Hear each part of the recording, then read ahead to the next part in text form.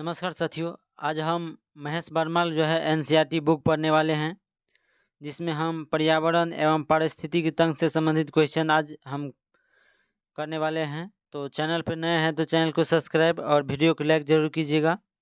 तो आइए हम शुरुआत करते हैं।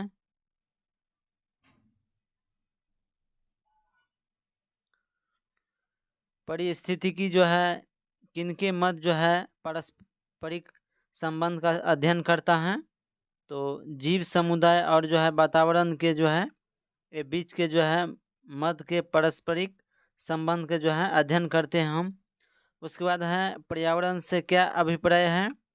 तो पृथ्वी पर विद्यमान भौतिक, जैविक तथा रासायनिक दशाओं का योग जो सभी जीवन के स्वरूप को प्रभावित करता है। ये सभी पर्यावरण से अभिप्राय हैं। उसके बाद पर्यावरण के 3 प्रमुख घटक कौन से हैं। तो जैविक संघटक, उसके बाद अजैविक और भौतिक संगठन तथा ऊर्जा संगठन। ये सभी संगठन पर्यावरण के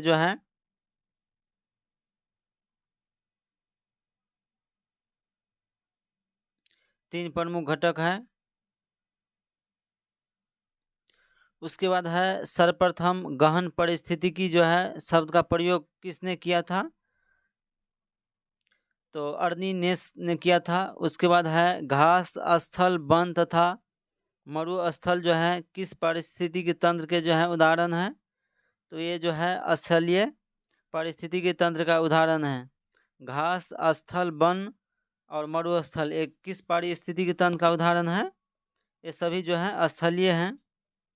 उसके बाद एक पद जो केवल जीव द्वारा ग्रहण किए गए स्थान का ही नहीं, बल्कि जीवों के समुदाय में उनकी कार्यात्मक भूमिका का भी वर्णन करता है। वो पारिस्थितिकी कर्मता कहलाते हैं। उसके बाद 10% नियम किससे संबंधित हैं।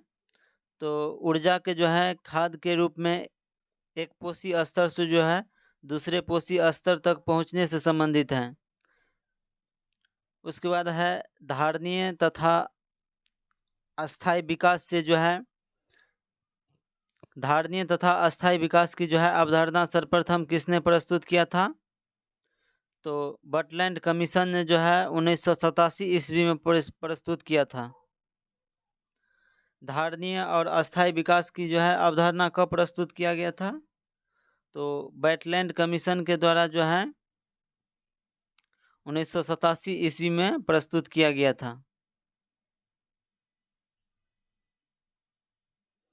उसके बाद परितंत्र में खाद्य श्रृंखलाओं के संदर्भ में किस प्रकार के जीव अपघटक कहलाते हैं। तो अपघटक में कवक और जीवाणु आते हैं। अपघटक में कौन सब आते हैं, कवक और जीवाणु, ये दो अपघटक में आते हैं। उसके बाद स्थलीय पारिस्थितिकी तंत्र में जीव भाट का स्थलीय पारिस्थितिकी तंत्र में जीव भार का पिरामिड कैसा होता है, ये सीधा होता है। तो ध्यान में रखिएगा, इस बार बीपीएससी टीआरई 3 में क्वेश्चन पूछे गए हैं। तो स्थलीय पारिस्थितिकी तंत्र में जीव भार का पिरामिड कैसा होता है, ये सीधा होता है। उसके बाद जीव भार का पिरामिड किस पारिस्थितिकी तंत्र में उल्टा या विपरीत दिशा में बनता है। तो जलीय परितंत्र में ये उल्टा और विपरीत दिशा में बनता है, लेकिन स्थलीय पे रहेगा तो सीधा बनेगा और जल में उल्टा बनता है। तो ध्यान में रखिएगा, जीव भार का पिरामिड स्थल पे रहेगा तो सीधा और जल में रहेगा तो उल्टा बनेगा।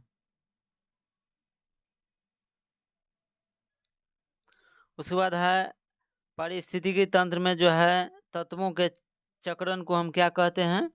तो जैव भू रासायनिक चक्र कहते हैं। क्या कहते हैं, जैव भू रासायनिक चक्र कहते हैं। उसके बाद समुद्री वातावरण में कौन से जीव मुख्य रूप से प्राथमिक उत्पादक होते हैं।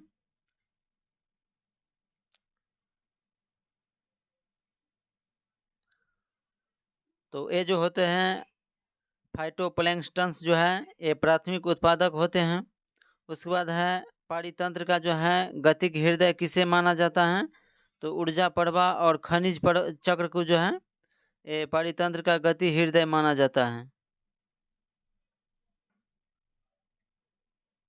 उसके बाद है किसी क्षेत्र के जो है सभी जीवधारी तथा वातावरण में उपस्थित अजैव घटक संयुक्त रूप से जो है किसका निर्माण करते हैं, पारितंत्र का निर्माण करते हैं। उसके बाद है सर्वाधिक अस्थायी पारिस्थितिकी तंत्र कौन है, तो सर्वाधिक अस्थायी पारिस्थितिकी तंत्र कौन है, ये महासागर हैं। उसके बाद है भारत के किन राज्य या केंद्र शासित प्रदेश में जो है विविध समुद्री पेड़ पौधे और जंतु को जो है संरक्षित करने के लिए जैव आरक्षित जो है क्षेत्र स्थापित किया गया है, तो ये जो किया गया है अंडमान और निकोबार द्वीप समूह में, अंडमान और निकोबार द्वीप समूह में स्थापित किया गया है। उसके बाद है भारत के प्रथम जैव मंडल आरक्षित क्षेत्र नीलगिरी को जो है वर्ष 2000 ईस्वी में यूनेस्को में द्वारा जो है जैव मंडल आरक्षित क्षेत्र घोषित किया गया था। तो भारत के प्रथम जैव मंडल आरक्षित क्षेत्र जो है नीलगिरी के वर्ष 2000 ईस्वी में जो है यूनेस्को में शामिल किया गया था। और उसके बाद है वर्तमान में 12 जैव मंडल आरक्षित क्षेत्र जो है यूनेस्को में शामिल किया गया है। उसके बाद है वाल्मीकि जो है बाघ आरक्षित क्षेत्र कहाँ है, तो पश्चिम चंपारण जो है बिहार राज्य में जो है पश्चिम चंपारण जिला में वाल्मीकि टाइगर रिजर्व है। उसके बाद है पारिस्थितिकी तंत्र की ऊर्जा का जो है प्रमुख स्रोत किसे माना जाता है, तो सौर्य जो है विकिरण को माना जाता है। उसके बाद है 10% का नियम जो है किस वैज्ञानिक ने दिया था, तो 10% का नियम जो है रेमंड लैंडमैन दिए थे। कौन दिए थे? 10% का नियम रेमंड लिंडेमैन दिए थे। और ये क्वेश्चन जो है बीपीएससी TRE 1 TRE 2 दोनों में पूछे गए हैं, तो ध्यान में रखिएगा। 10% का नियम कौन से वैज्ञानिक दिए थे, तो रेमंड लैंडेमैन के द्वारा जो है 10% का नियम दिया गया था। उसके बाद है पर्यावरणीय नियतिवाद और निश्चयवाद प्रतिपादन कौन किया था, तो कार्ल रिटर ने किया था। पर्यावरणीय नियतिवाद या निश्चयवाद के जो है प्रतिपादक कौन थे, कार्ल रिटर थे। उसके बाद है पारिस्थितिकी पिरामिड की जो है संकल्पना किसने दिया था, तो चार्ल्स जो है एल्टन ने दिया था। कहाँ का था, यूके लंदन का था।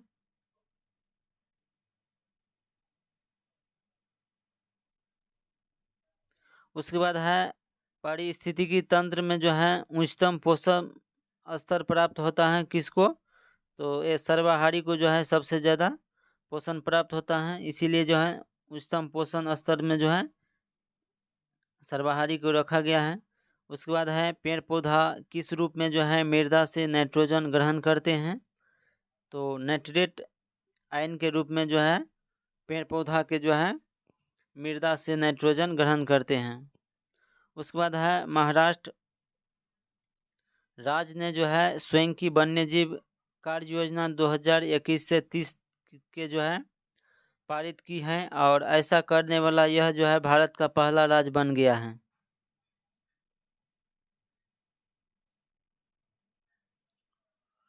उसके बाद है विश्व का जो है प्रथम रामसर स्थल किसे घोषित किया गया था, तो कोबोर्ग जो है प्रायद्वीप जो 1974 ईस्वी में इसे जो है विश्व का प्रथम रामसर स्थल घोषित किया गया था।